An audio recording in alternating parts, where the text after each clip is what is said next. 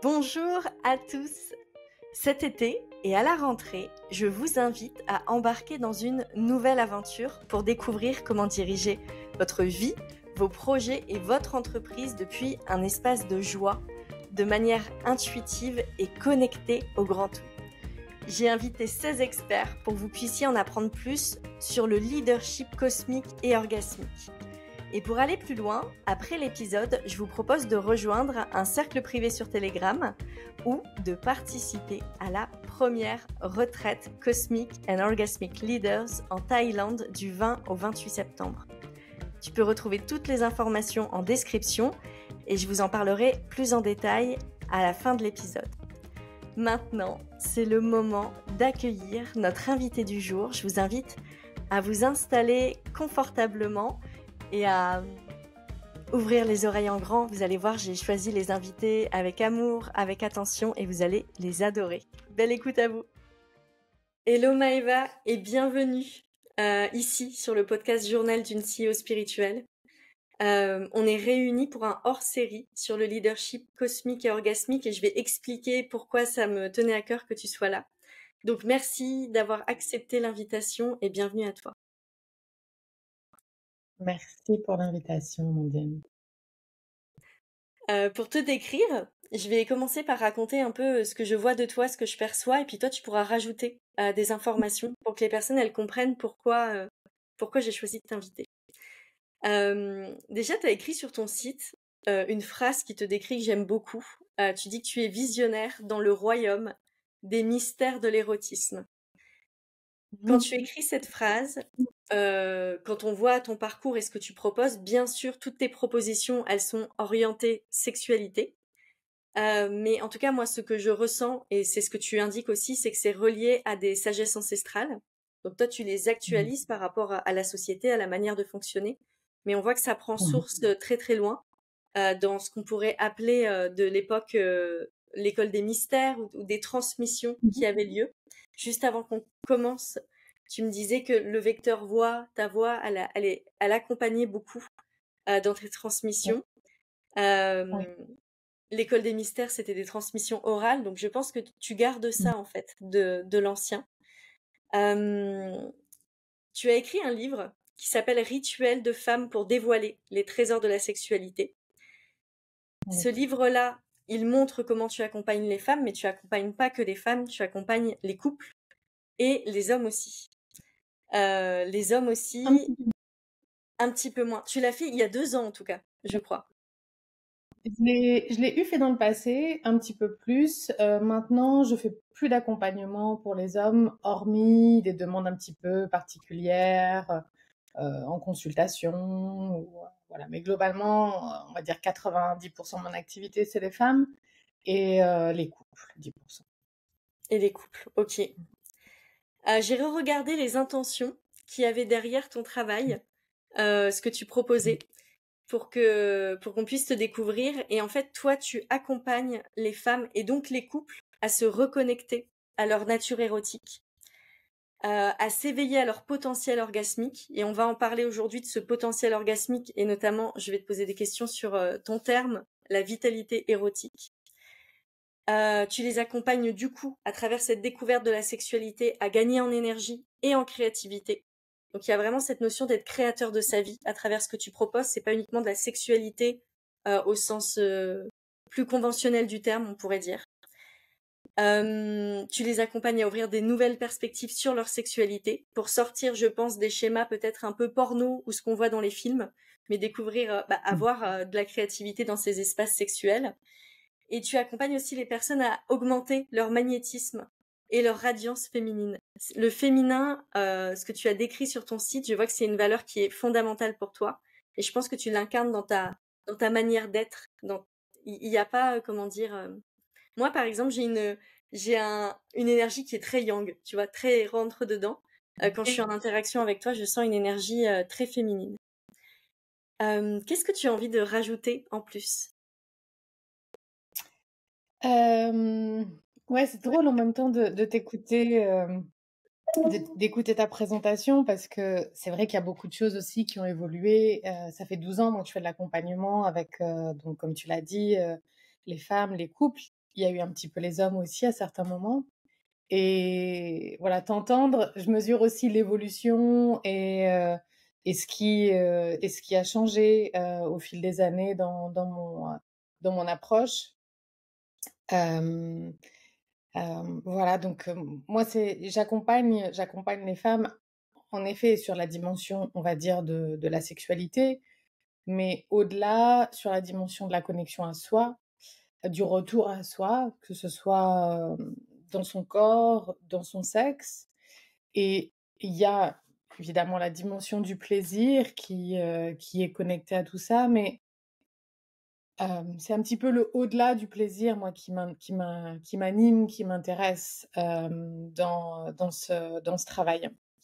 Donc, ce que je pense proposer au jour d'aujourd'hui, c'est vraiment un accompagnement euh, d'épanouissement érotique au sens d'épanouissement en lien avec notre éros, avec notre vitalité, avec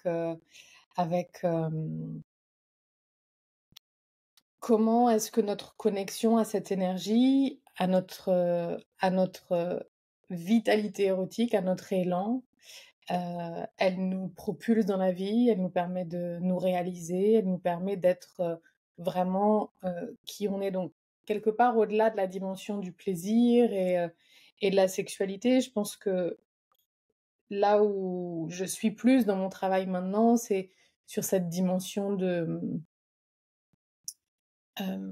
de vérité, de, d'incarnation, de réalisation à travers tout ça.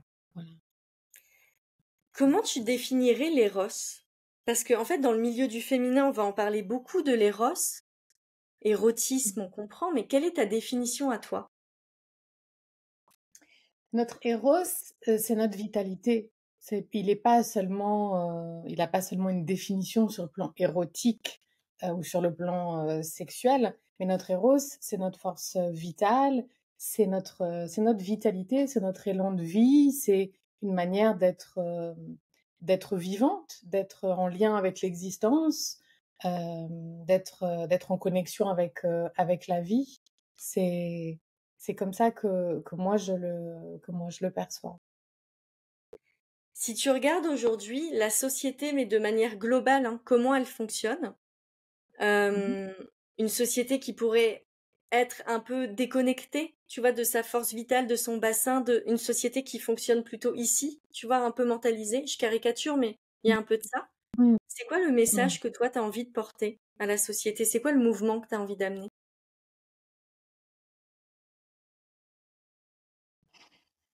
mm. Euh, Bah, que pour être complet, euh, on a besoin de passer par le corps, on a besoin de passer par le sexe.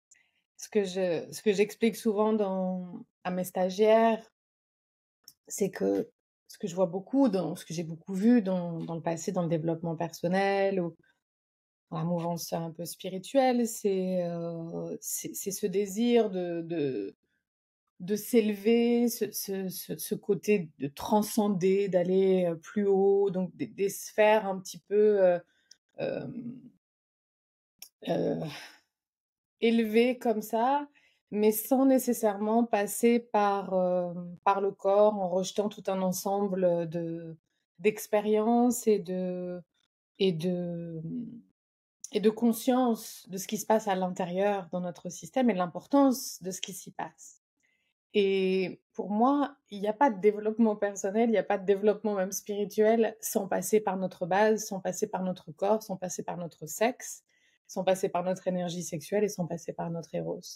Si on est coupé de notre socle, de notre base, de notre sexualité et de notre sexe, littéralement, on- à un moment, on va se retrouver dans un espace de stagnation où dans notre développement où on va se retrouver à faire face à des choses où il va nous manquer certains éléments, certaines compréhensions, certaines données pour pouvoir continuer, pour pouvoir, voilà. Donc, notre sexe, notre fondation, c'est notre commencement, c'est de là d'où on vient, la sexualité.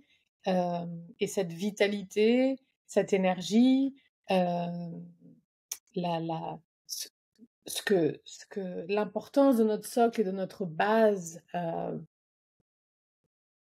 il y a pour moi souvent une réappropriation à faire, un réinvestissement à faire. C'est souvent des zones qui sont coupées, qui sont désertées, et où on fonctionne, comme tu l'as bien dit, principalement dans ces domaines-là, avec une volonté de toujours voilà, aller au-delà, s'élever, capter, comprendre, analyser, et bypasser un peu le corps, sa sagesse, euh, et notre sexe, et la fondation qu'il est dans notre existence. La dimension de sécurité aussi qui est reliée. Si, imaginons, est-ce que tu pourrais donner un exemple de, si, imaginons quelqu'un qui est en train de piloter un projet. Est-ce que tu pourrais donner un exemple de ce que ça donne, quelqu'un qui pilote un projet sans vitalité érotique? Et quand je dis projet, ça peut être un projet de vie, que ce soit par exemple un déménagement, je ne sais pas, l'arrivée d'un bébé, ou voilà, quelque chose où on a besoin de l'énergie en fait, il y a un mouvement. Donc soit un projet de vie, soit un projet business ou autre. Donc quelqu'un qui pilote un projet sans sa vitalité érotique et quelqu'un qui pilote avec sa vitalité érotique. C'est quoi la différence pour que les personnes qui nous écoutent puissent le ressentir? Et je vais juste un peu indiquer pourquoi je pose cette question. Je pose cette question, tu le disais tout à l'heure, tu sais, quand tu disais que dans le milieu de la spiritualité, on se branche tout le temps en haut et en fait on se coupe du bas. Et donc on croit qu'on est guidé, donc c'est bon, mais en fait on finit dans une démarche où on est un peu fatigué parce que potentiellement il nous manque de l'énergie, mais ça paraît un peu vil, V-I-L, de se connecter au bas. Donc il y a quelque chose qui est complètement coupé. Ou alors des personnes qui peuvent se dire ben non, c'est pas coupé, ça fonctionne, je fais l'amour tous les jours, mais il y a un truc qui n'a pas été enclenché. Est-ce que tu pourrais nous décrire pour donner envie aux personnes de se dire mais oui, c'est nécessaire, moi j'ai besoin de cette vitalité érotique pour que les personnes elles puissent comprendre.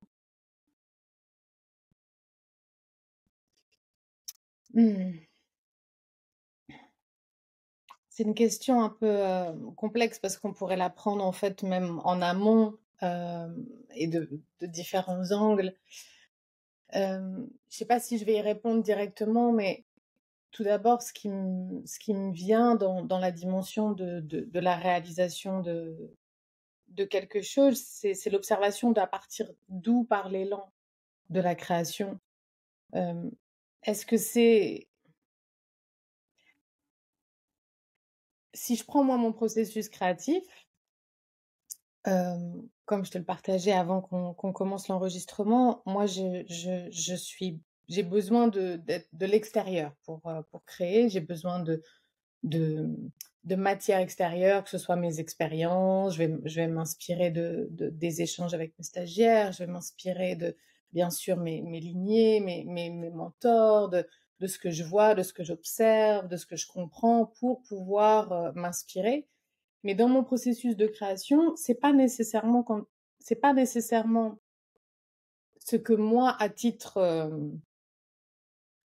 humain, personnel, je vais vouloir créer, plutôt que ce que je vais me sentir appelée à servir.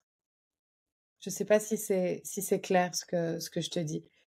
Il y a des sujets que moi, à titre personnel, je vais avoir envie d'aborder, traiter, et de créer autour de ça. Et puis, il y a ce qui va venir un petit peu de au-delà, ce que je vais capter justement par ces multiples sources, et où je vais ressentir que c'est ça qui va être, qui est, euh, qui est le sujet important du moment. Donc, c'est pas toujours des choses qui sont qui relèvent de ma personne en réalité. C'est plus souvent des choses voilà, qui viennent d'une autre forme de création. C'est pas ce mouvement-là de l'intérieur vers l'extérieur, c'est plutôt, pour moi en tout cas, ce mouvement de l'extérieur vers l'intérieur qui se fait. Donc, créer un projet ou sentir l'appel, je dirais la première chose peut-être, c'est de vraiment sentir d'où il se fait cet appel. Est-ce que c'est quelque chose de l'ordre de l'ego?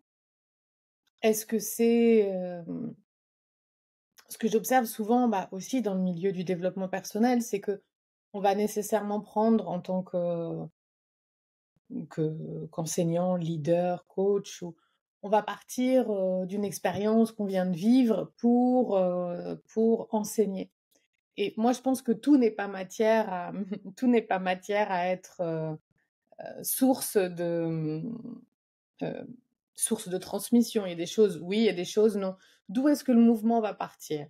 Est-ce que c'est de l'ego? Est-ce que c'est, est-ce que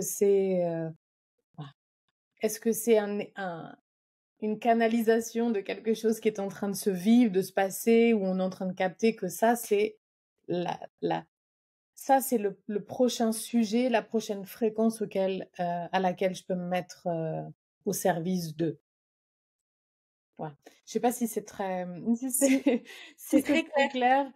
En fait, c'est très très clair et le fait que tu dises, moi je travaille beaucoup comme ça aussi, de d'où part le mouvement.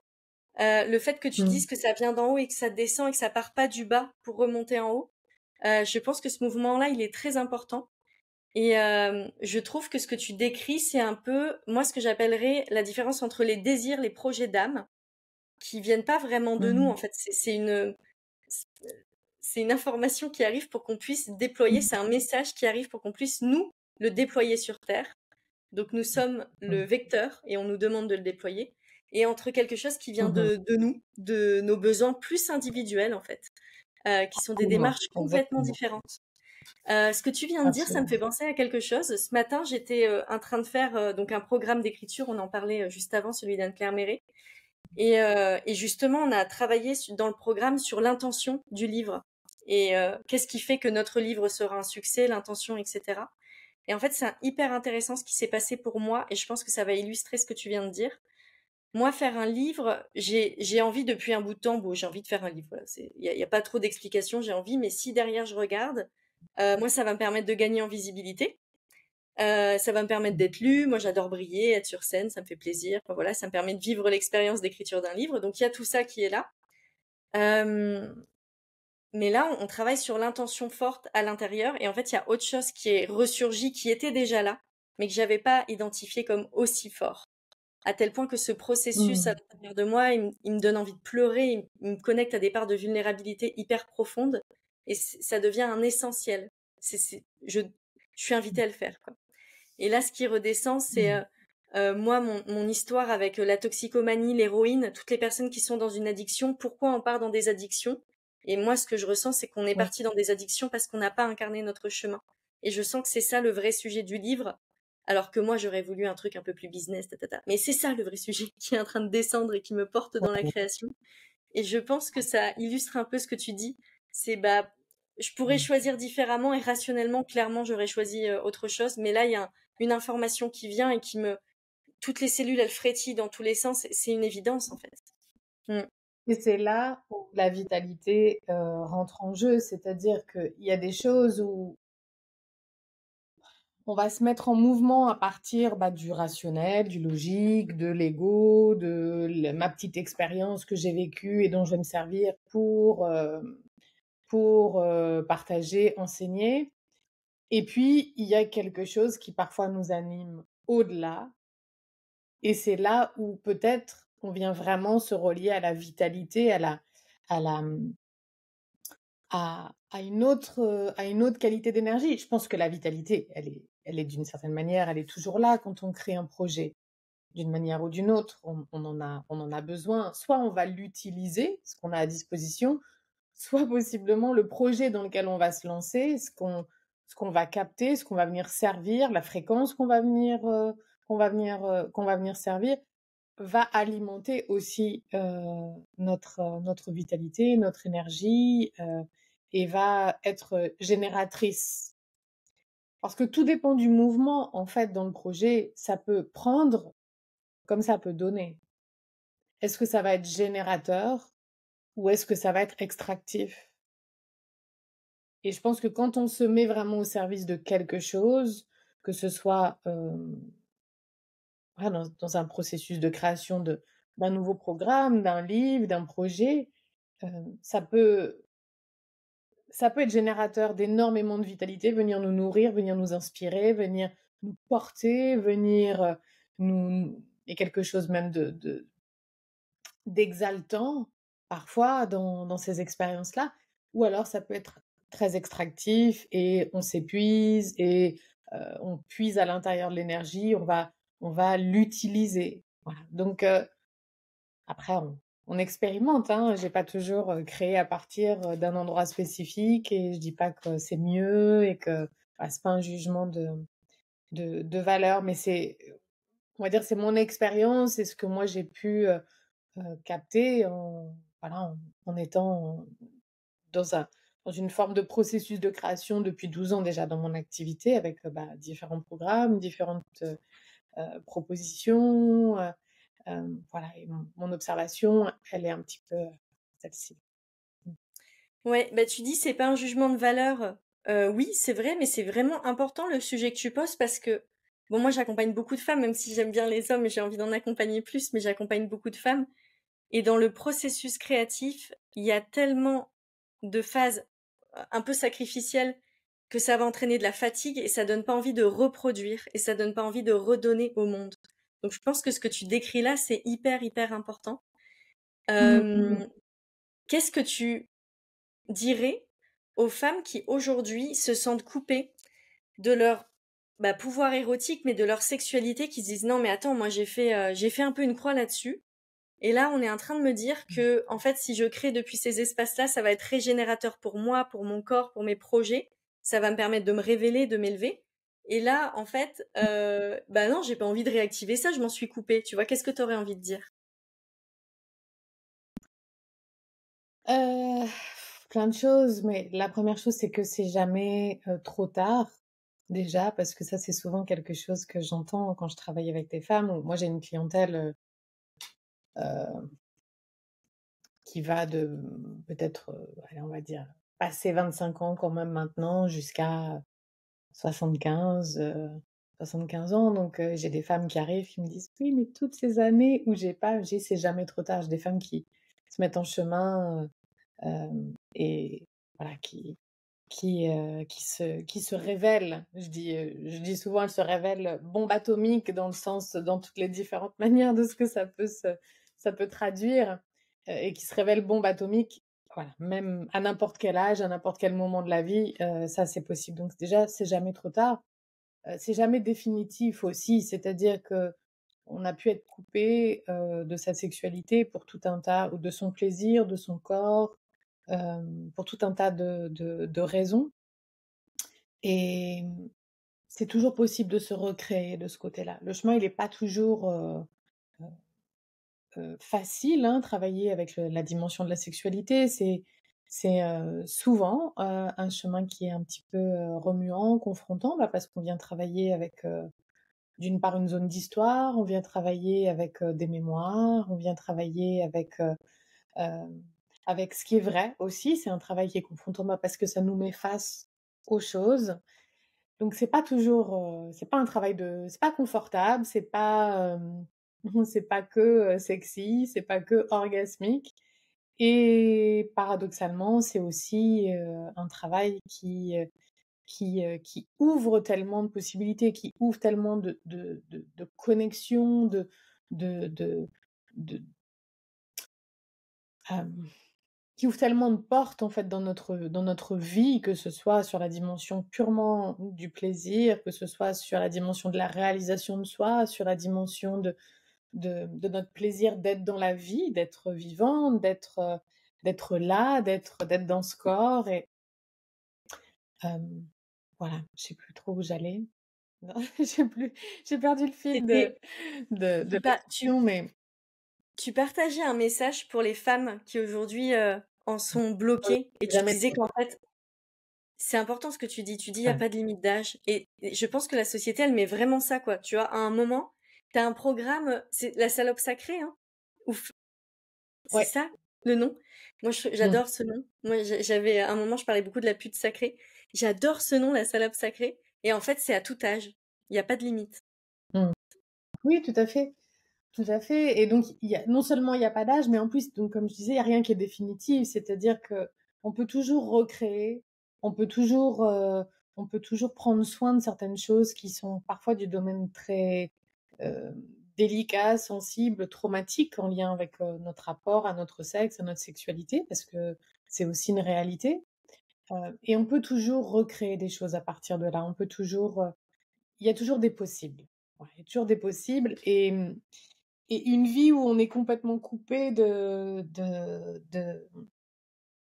notre sexe, c'est une vie où on est un peu, et de notre sexualité, notre expression, on va dire, sexuelle. C'est aussi une vie où on est un peu coupé de nous, finalement, de coupé de qui on est, coupé de notre totalité, coupé de notre vitalité aussi, partiellement, coupé de notre essence aussi. Donc, la sexualité, elle n'a pas seulement cette fonction de plaisir. Et c'est vrai que personnellement, au début de mon activité, c'était un peu comme ça que je l'abordais, que je la transmettais sur vraiment cette dimension du plaisir qui est, ah, qui est vitale, qui est reliée à notre bien-être, à notre bonheur, à notre joie, qui nous élève, etc.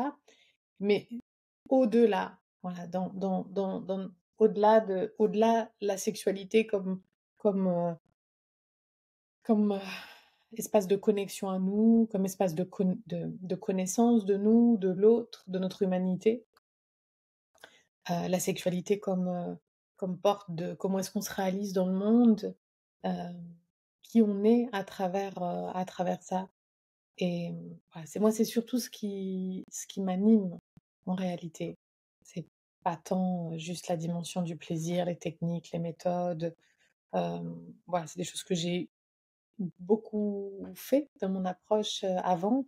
Et ces dernières années, on va dire que ces 4 dernières années, je suis quand même passée un petit peu sur d'autres approches, d'autres compréhensions, voilà, où on va quand même, au-delà. Voilà. Mmh. Tu as écrit un article de blog sur ton site et je crois que c'est aussi sur Instagram où tu racontes comment à un moment tu as perdu ta vitalité érotique et comment tu es revenu. Et moi j'ai beaucoup aimé que tu aies partagé ça parce que c'est pas comme si on pouvait avoir sa vitalité érotique, ça y est, c'est inscrit à vie et ça bougera plus. Mmh. C'est un processus vivant qui a besoin Mmh. d'être nourri. Est-ce que tu peux Mmh. nous raconter comment on fait quand on a perdu sa vitalité érotique? Enfin, c'est surtout, ça a été quoi, toi, ton chemin d'exploration? Parce que du coup, j'imagine que en plus, c'est ton domaine, donc ça doit être confusant quand c'est notre domaine de se dire où c'est parti. T'as dû aller sur d'autres chemins pour trouver d'autres voies. Qu'est-ce qui s'est passé pour toi?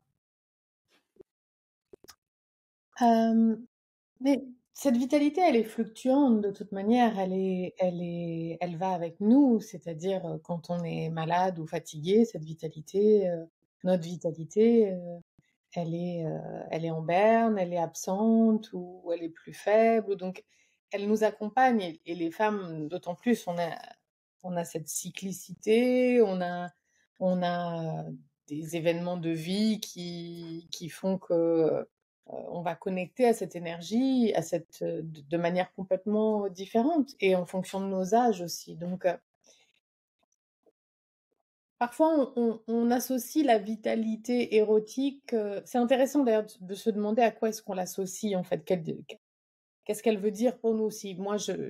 Pour les femmes qui nous écoutent, de se demander déjà à quoi est-ce qu'elles l'associent. C'est quoi les croyances, c'est quoi les associations quand nous, là, on parle de ça, quand on emploie ce terme, quelles sont les associations qu'on va faire autour de ça? Quelles sont les croyances qu'on a autour de ce terme de vitalité érotique? Et cette vitalité, elle fluctue, elle est jamais la même. Et je la connecte beaucoup à la notion de désir, qui est un thème que j'aborde dans un programme qui s'appelle La Menthe et que j'ai justement créé. À travers cette phase que j'ai vécue et qui est reliée à des histoires de santé,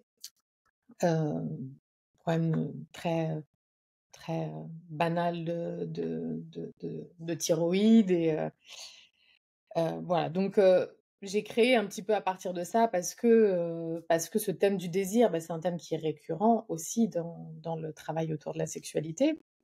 Et donc j'ai créé un peu ce programme, sur la dimension du désir au sens, très large, pas du tout du désir sexuel. Et la vitalité, notre énergie, elle se nourrit, elle est multifactorielle, elle dépend d'un ensemble de paramètres. Parfois voilà, on passe par, un problème de santé, comme ça a été mon cas, pour venir questionner un peu un ensemble de paramètres, que ce soit, environnement, alimentation, hem, loisirs, manière de travailler, ou tout un tas de choses qui vont forcément impacter, conditionner, la relation qu'on a à cette énergie, la compréhension qu'on a de cette énergie, quelle place on lui donne, qu'est-ce qu'on lui donne à cette énergie-là hem, pour pour qu'elle vive, pour qu'elle ait de la place, pour en prendre soin. Donc voilà. Et après ça amène à cette dimension, du voilà, du désir et de notre relation au désir, et qu'est-ce que c'est le désir dans notre vie, et les différents types de désir, et notre relation plus approfondie justement, au désir, où il y a aussi beaucoup de croyances et de conditionnements qui vont parfois, contraindre aussi notre vitalité et son expression. Voilà, donc il y a plein de paramètres différents à prendre en compte quand on veut, quand on quand on veut se remettre en lien avec cette énergie, parce qu'on estime qu'elle est plus là, ou beaucoup moins qu'avant, et comprendre aussi qu'elle a différentes formes d'expression au fil de notre existence. Et cette vitalité, c'est pas seulement tout feu, tout flamme. Cette vitalité, elle a plein de parfums, elle a plein de manières de s'exprimer, elle a plein elle a plein de nuances. Et hem et en fonction de là où on en est dans notre vie, en fonction de ce qu'on vit, en fonction de ce qu'on expérimente, elle va être, nourrie, ou elle va être drainée, elle va, s'exprimer différemment à 40 ans, à 50 ans, à 60. Ça ne veut pas dire pour autant qu'elle est plus là, ça veut dire que parfois elle prend une autre teinte, elle prend une autre nuance, elle prend un autre parfum, et que cette vitalité aussi, elle dépend de tout un tas de paramètres, de notre constitution, de, hem de notre construction, aussi dans la sexualité, de notre tempérament aussi. Donc non seulement, elle a une teinte et des parfums, différentes pour chacun et chacune, et elle va réagir à un ensemble de paramètres aussi, externes. Donc se questionner sur les croyances, sur, notre relation à elle. Est-ce qu'on la prend pour acquise, cette énergie? Et on est sans arrêt en train de l'utiliser, de cramer la vie par les 2 bouts? Est-ce qu'on prend soin? Est-ce qu'on ressource? Est-ce qu'on régénère? Heu, voilà, quelle relation on entretient à cette vitalité qui est naturellement de toute façon là? On ne serait pas debout si elle n'était pas là. Mais qu'est-ce qu'on fait pour l'alimenter, pour être en connexion vraiment avec elle, et du coup avec la vie et avec nous? Mmh. Pour, illustrer ce que tu viens de dire, je vais partager alors moi, je suis quand même quelqu'un d'assez tout feu tout flamme dans mon énergie. Je tiens à préciser donc parce que tu disais au tout début, ou avant qu'on démarre le podcast, que c'est vrai que quand on transmet nos histoires, mais en fait, c'est à chacun de découvrir par rapport à sa particularité. Mais je vais juste partager pour illustrer. Moi, je me suis rendu compte, là, je suis retournée 2 mois en France. Ça a été, Mmh. difficile. Je me suis pas sentie nourrie sur plein de plans. Mmh. Notamment les corps, je les trouvais pas assez en expansion pour moi. Je trouvais que tout était petit. Enfin, il y a un manque de mouvement, de ce que j'ai vécu moi, hein. Mais même Mmh. de l'esprit, en fait, de la folie humaine, ça m'a manqué un peu. Je pense qu'il y a des événements aussi en Ouais. France qui amènent ça, bien sûr. Et en fait, j'ai été drainée. T'as utilisé le mot drainer aussi. On en parle beaucoup aussi en Mmh. naturopathie, du drainage, quoi. J'ai été vidée. Et en fait, j'ai accédé à des Ouais. profondeurs. Puis en plus des remontées de trauma et tout, pas beau du tout. Et enfin, pas beau, nécessaire par rapport à ce que j'ai besoin d'accoucher là. Mais bon. Mais j'ai été très drainée et je me suis rendu compte de quelque chose que je savais déjà, mais ça s'inscrit encore plus dans mes cellules. Chez moi, mon environnement est indispensable. Je vois que quand je suis dans un environnement qui me nourrit et que je me sens portée, vraiment que j'ai des personnes qui, je sens, me portent par leur qualité d'être et leur présence. Je sens qu'il y a un feu à l'intérieur de moi qui se réveille et il y a une joie, même si là j'ai des inconforts vraiment par rapport à ce que j'ai vécu pendant 2 mois en France, mais j'ai une joie qui est là et un pétillement intérieur. Donc je pense que ça dépend de chacun. Et ouais. Bien sûr, et l'environnement, il a un impact clairement majeur sur cette vitalité. Il ne va pas tout définir de notre rapport à cette vitalité, de notre relation à elle, mais il va avoir un impact. En effet, il y a des environnements, d'ailleurs, pour chacun et chacune, qui sont différents, dont on a besoin pour se sentir nourri, pour se sentir élevé. Il y a des gens qui ont besoin de la ville pour du bruit, du mouvement, de la culture, des sorties, pour se sentir élevé et nourri. Il y a des gens, ça va être d'habiter à la campagne. Il y a des gens qui sont très nourris par les interactions, par voir beaucoup de monde. Il y a des personnes pour qui, euh, voilà, moi, je suis plutôt je peux être très introvertie à certains endroits, très extravertie à d'autres. Mais moi, j'ai besoin de beaucoup de temps seul, j'ai besoin de silence, j'ai besoin de calme pour me régénérer, pour me restaurer. Et il y a des personnes qui vont être extrêmement rechargées, nourries par beaucoup d'échanges, par beaucoup d'interactions, beaucoup parler, beaucoup discuter. Voilà, donc il y a des environnements qui sont propices en fonction de nos tempéraments et qui viennent voilà, nourrir ou pas cette vitalité et cette énergie-là, oui. Et L'environnement est très important et au-delà, tous les autres paramètres qu'on a pu nommer, qu'est-ce qu'on choisit intentionnellement de faire qu'est-ce qu'on observe qui vient nourrir et qu'est-ce qu'on met en place dans notre existence pour prendre soin et pas qu'on soit toujours dans l'utilisation de cette énergie parce qu'on la considère comme acquise et après on s'étonne quand on est malade ou quand on est ci ou quand on est là. Qu'est-ce qu'on fait en fait pour régénérer, pour soigner, pour prendre soin? On peut pas euh, le lien ouais. avec la sexualité, on peut aussi difficilement, des fois c'est amusant dans un sens parce que enfin, ça me fait sourire heu, il y a beaucoup de personnes qui aspirent à vivre une sexualité, wouh, géniale, incroyable, multi-orgasmique, multi-ci, multi-là et et qui mais qui vont s'épuiser avec plein de choses, qui vont être épuisés dans leur existence, qui vont cultiver, ou vivre dans des conditions qui vont pas être favorables pour eux, pas propices, avoir une mauvaise hygiène, mauvaise alimentation, pas prendre soin d'eux, pas faire d'activité, être très sédentaire ou j'en sais rien et cetera. Tout en aspirant à vivre des très grandes choses dans la sexualité. Mais voilà, on est dans la vie comme on est au lit, c'est ce que je dis souvent. Il y a pour moi, c'est mon ma phrase type, c'est ouais, on est dans la vie comme on est au lit, on est au lit comme on est dans la vie. Donc, si on veut vivre, si on aspire à vivre quelque chose de spécifique dans le domaine de la sexualité, si on a des attentes, qu'est-ce qu'on, qu'est-ce qu'on fait aussi de l'autre côté? Qu'est-ce qu'on met en place pour soutenir, pour nourrir, pour alimenter. Si on n'est que dans l'attente et dans l'extraction et dans le fait que notre sexe doit fonctionner, ça doit jouir, ça doit donner ça, la sexualité, elle doit être comme ça, ou si on remet la sexualité à 23 heures le soir quand on est parent et qu'on est épuisé après 2 nuits blanches parce que les enfants n'ont pas dormi, 2 journées de boulot, avoir fait les courses et fait à manger, forcément, il y a peu de chances qu'on vive des choses grandioses quand on est en état d'épuisement. Et c'est une phase de vie, on fait comme on peut. Et qu'est-ce qu'on va faire voilà, pour dégager, pour prendre soin de cette énergie-là. Et puis il y a des moments où c'est plus difficile de le faire, dans la réalité des choses, de la manière dont on fonctionne, pour beaucoup, rend parfois le fait de prendre soin de soi ou, de se consacrer au plaisir, ça c'est pas toujours, aisé. Tu as évoqué les différentes nourritures de son être pour, pour nourrir justement la vitalité érotique. il y a une nourriture que j'aimerais qu'on développe un peu, dont tu pourrais parler. C'est,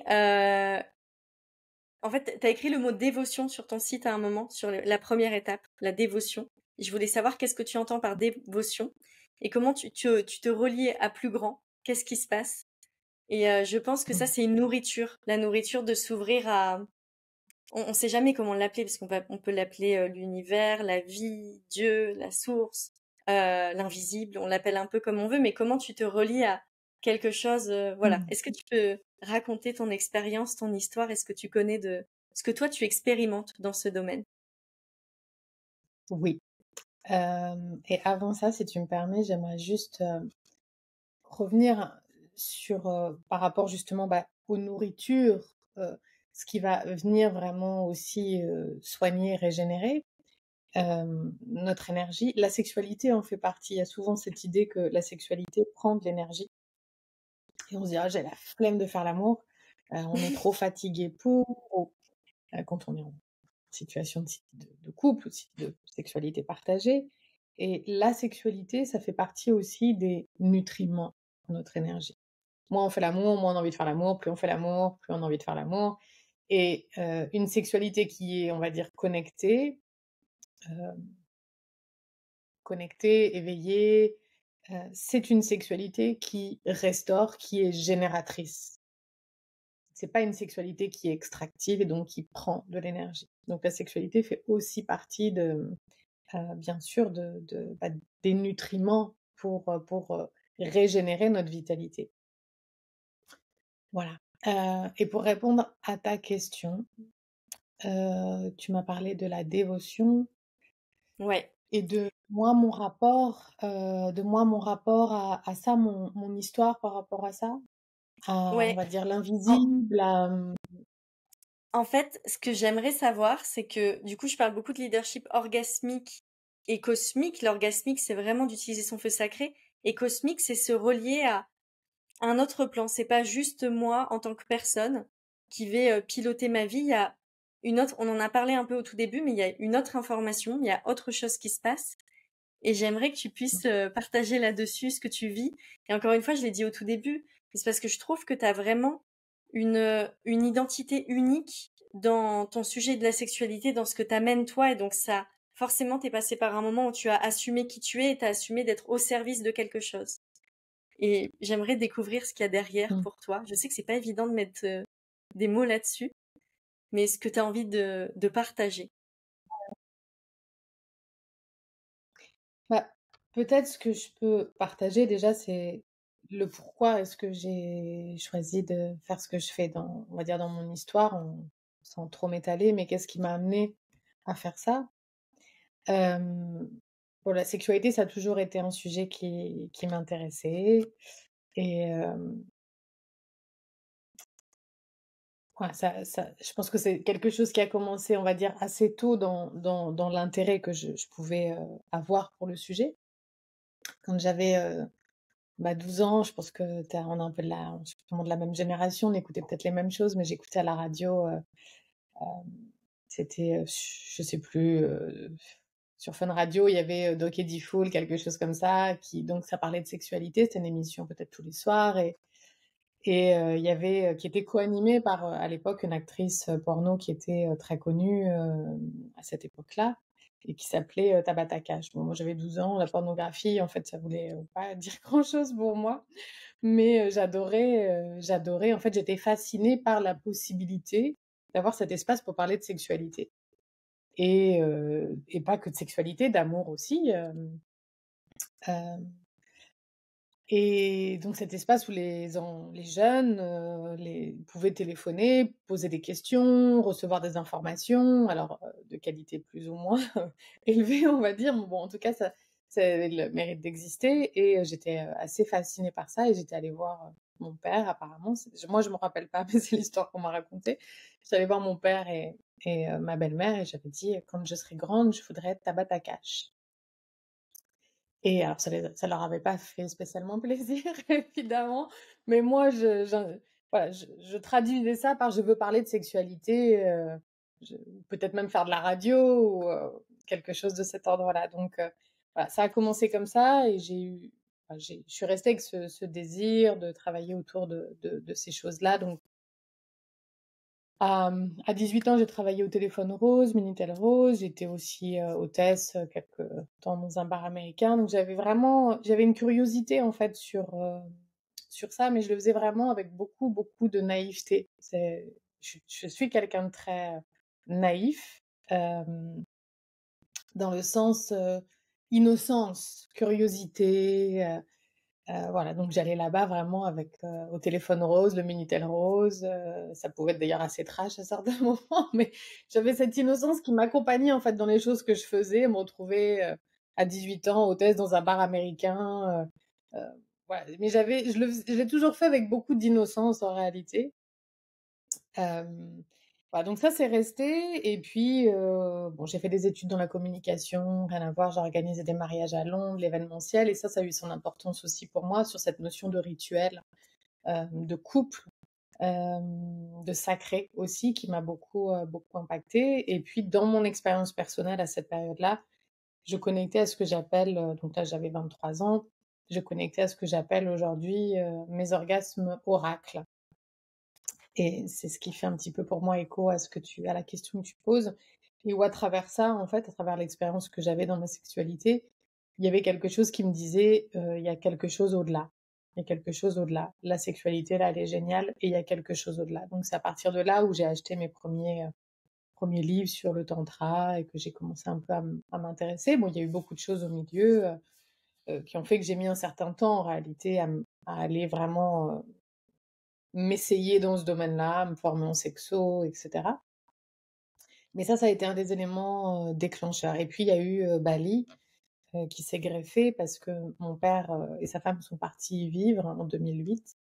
Et donc, j'ai passé beaucoup de temps à Bali. Et Bali, ça a été pour moi une réconciliation en fait par rapport à l'éducation aussi que j'avais reçue avec ma mère, qui était très ouverte sur la spiritualité, qui m'a fait découvrir la méditation quand j'étais enfant, qui m'a envoyé en vacances quand j'étais toute petite, à 7 ans, où on faisait de la méditation, de la communication végétale, de la communication animale, où on, on- on- on nous transmettait des choses sur le système énergétique des chakras. Donc moi, dès l'enfance, j'ai été vraiment immergée dans, dans différentes formes de spiritualité d'ailleurs. Donc Bali, en fait, ça m'a ramené à la spiritualité, ça m'a ramené, j'ai ramené en fait le côté sacré avec la sexualité. Et bon, tout s'est mis en place à partir de là, petit à petit. Et donc j'ai choisi de me former vraiment sur la sexualité et de commencer en fait à enseigner tout de suite. Et voilà, donc ce que je veux exprimer là-dessus, c'est que par rapport à ce que tu nommes de plus grand, de à Bali, on parle de l'invisible, hein, tout ce qui est de l'ordre de l'invisible. Euh, pour moi, c'est en partie ça qui m'a amenée sur ce chemin.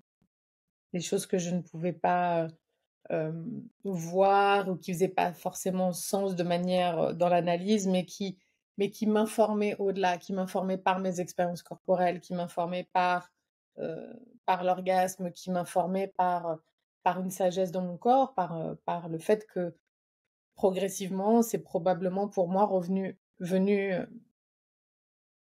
activer sûrement à l'intérieur de moi des choses qui sont, euh, qui sont de l'ordre de sagesse ancestrale, millénaire. Tu parlais des temples des mystères et pour moi, c'est une vraie euh, certitude que ce que je suis en train de faire aujourd'hui, c'est des choses que j'ai probablement euh,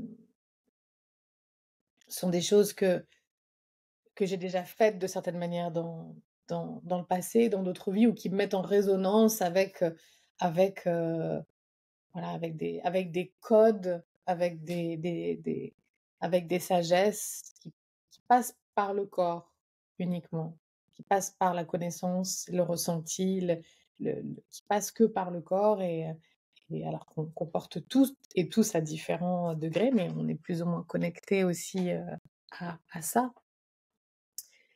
Donc pour moi, c'est ça.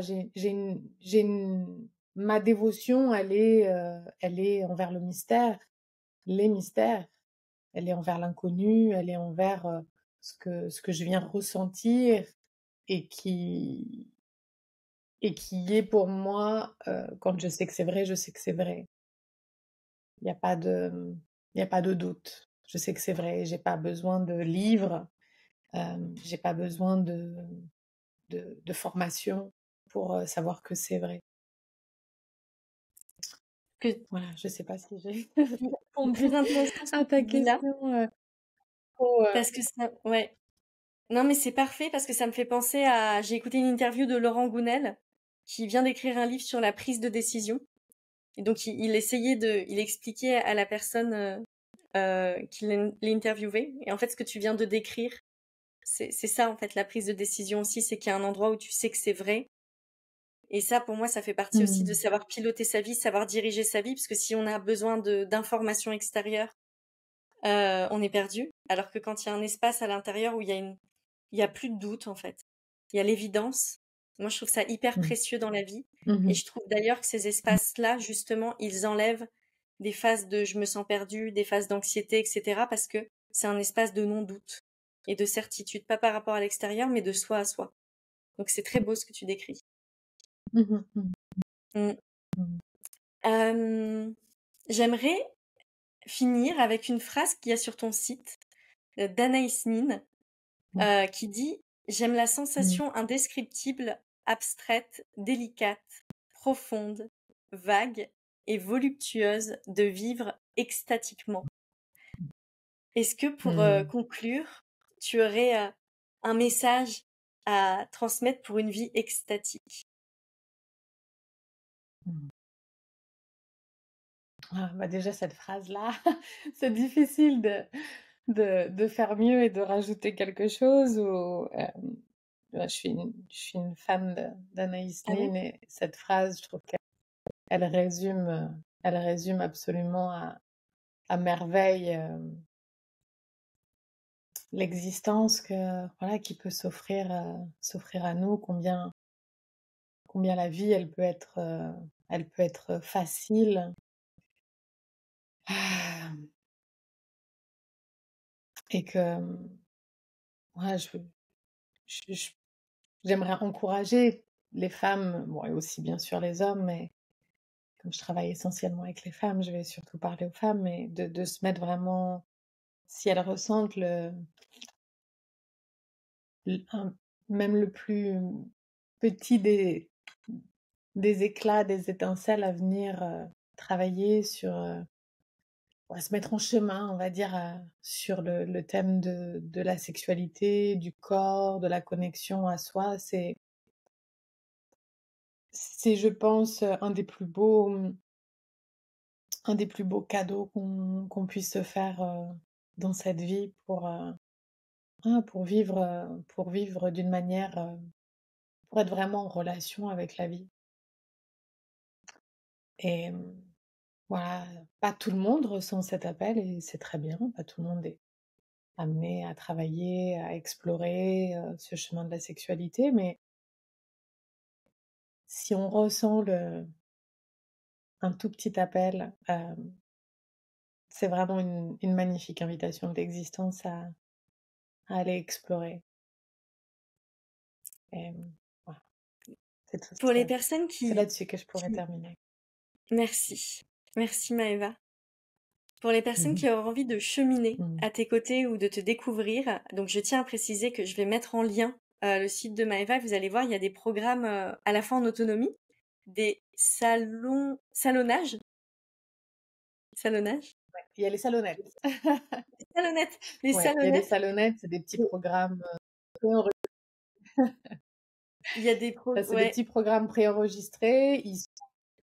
Ils sont en vente seulement à certains moments de l'année, donc là, en ce moment, il y en a 2 qui sont en vente et puis il y en aura, d'autres un peu plus tard, donc ça tourne pendant l'année et il y a les salons qui sont des programmes en ligne et en live et puis il y a des stages, en présentiel, surtout, surtout dans la zone Ardèche et un petit peu en Suisse aussi.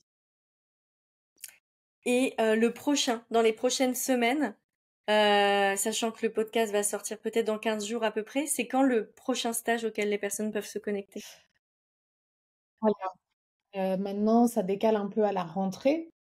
Donc les prochains programmes qui vont débuter, il va y avoir un salon en ligne qui s'appelle Fatal, mais qui est un programme déjà avancé, donc qui s'adresse aux femmes qui ont déjà travaillé avec moi et qui est donc là, c'est un programme sur l'archétype de la salope qui complète le week-end La Salope Sacrée. Un petit peu après ça, il va y avoir un programme en ligne qui s'appelle Les Rituels du Temple, donc là qui est une pratique dédiée à l'œuvre de Yoni ou à l'œuvre de Jade, qui est une pratique que je recommande voilà, vraiment à toutes les femmes de découvrir quand on veut travailler sur sa sexualité et sur son sexe.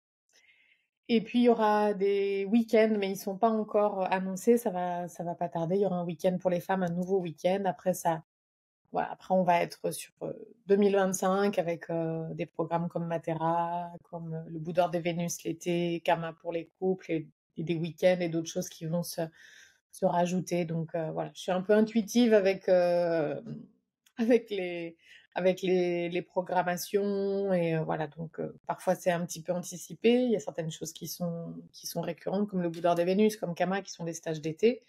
Et sinon, voilà, faut suivre sur Instagram, faut suivre ma newsletter pour voir un peu les propositions et ce qui vient. Voilà. Et je vous recommande aussi d'aller voir sur le site de Maeva pour toutes les personnes qui sont intéressées par les œufs de jade. Donc du coup, tu as à la fois un accompagnement avec une formation, mais il y a aussi une boutique.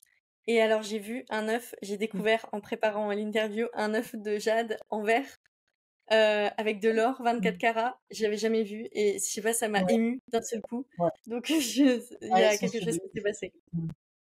Mm, Ouais. top. Ça, c'est quelque chose que j'ai fait l'année dernière avec un artiste de Lyon, donc c'est pas très loin de chez moi. Ce sont des œufs qui sont tous faits à la main, euh, donc tous absolument uniques et magnifiques, et avec de l'or 24 carats à l'intérieur, de la feuille d'or. Et voilà, c'est l'outil extraordinaire pour notre sexe, avec vraiment la fréquence de l'or, qui est une fréquence vraiment sublime voilà, pour travailler. Donc c'est fait localement aussi. Voilà, on voulait j'avais envie de proposer quelque chose un peu plus durable, local, parce que les pierres viennent de très loin, ça voyage. Voilà, donc il y a tout un questionnement aussi d'ordre un peu éthique, écologique autour de ça pour ma part. Et voilà, donc bon, là on essaie de proposer quelque chose un petit peu alternatif, même si c'est évidemment pas ni parfait, mais en tout cas ils sont là, ils sont faits à côté et ils sont sublimes. Merci Maëva pour ce moment ensemble. Merci à toutes les personnes qui écoutent. Si vous avez envie de nous envoyer un message, que ce soit sur Instagram, sur cet épisode. Et puis, je vous invite à regarder tous les liens en description. Et j'ai très très à cœur qu'il y ait des retours sur comment ça vous a nourri. Merci Maëva pour ta présence. Merci beaucoup. Merci Amandine pour l'invitation et je serais heureuse voilà, s'il y a des questions, des retours, de les lire et d'y répondre. Alors, dis-moi, qu'est-ce que tu as pensé de cet épisode ? Je te propose qu'on se retrouve dans le cercle privé des leaders cosmiques et orgasmiques, comme ça on pourra échanger ensemble, il y a un espace qui est consacré. Ce cercle, c'est à la fois un espace de partage, mais c'est aussi un espace où tu retrouveras une méthode en 8 étapes pour pouvoir concrétiser tes projets fous et amplifier ton pouvoir créateur grâce au leadership cosmique et orgasmique. Tu peux retrouver toutes ces étapes dans l'épisode de podcast dédié sur le leadership cosmique et orgasmique. Tu vas retrouver toutes les informations en description. Et tu peux aussi choisir de nous rejoindre pour la retraite cosmique et orgasmique Leaders en Thaïlande qui a lieu du 20 au 28 septembre. Ce que je te propose, c'est pendant 8 jours sur une île paradisiaque au cœur de la jungle, de t'offrir un temps de repos, de vide, où t'as pas à penser à faire à manger, à penser aux enfants, à penser à l'organisation de la vie, à l'organisation de ton entreprise. t'as pas les mains dans le cambouis comme on dit, mais vraiment tu vas avoir un espace pour revenir au cœur de toi et prendre de la hauteur, revenir explorer ta vision pour ta vie, pour ton entreprise, ta contribution au monde. Il y aura 3 grandes étapes, toute une partie de libération énergétique pour revenir à toi, ensuite redesigner ta vie et revenir au cœur de ce pourquoi tu œuvres aujourd'hui. Tu verras, il y a plein d'activités qui sont prévues, notamment cérémonie du feu, des chants médecine, de l'ecstatic dance, des pratiques énergétiques, du coaching, du sauna, bain glacé. On s'occupe de tout, de la restauration. Tu es logé dans un magnifique endroit. Je t'invite à en découvrir plus dans l'épisode de podcast qui est dédié à la retraite et au plaisir d'échanger avec toi. Tu peux prendre rendez-vous avec moi pour parler de la retraite. Tu vas retrouver toutes les infos en description. Je te souhaite une merveilleuse journée et j'ai hâte d'entendre ton retour sur cet épisode. Je t'embrasse.